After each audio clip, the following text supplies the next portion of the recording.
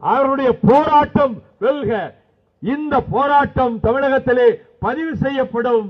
ஆளுநர் என்றைக்கு ராஜ்பவனை விட்டு தூக்கி எறியப்படுகிறாரோ, இந்த ரவி மட்டுமல்ல, எந்த ஆளுநரும் அங்கு தேவையில்லை என்று பேரறிஞர் அண்ணா அவர்கள் இதே பூமியில் டெல்லி பட்டணத்து மாநிலங்களவையில் அவர் முழக்கமிட்டார்.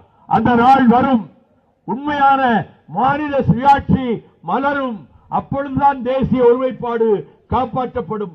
பல தேசிய இனங்களை கொண்ட தேசம் நாடுதான் இந்தியா. அது ஒரு தேசம் அல்ல, மல்டி நேஷனல் ஸ்டேட்.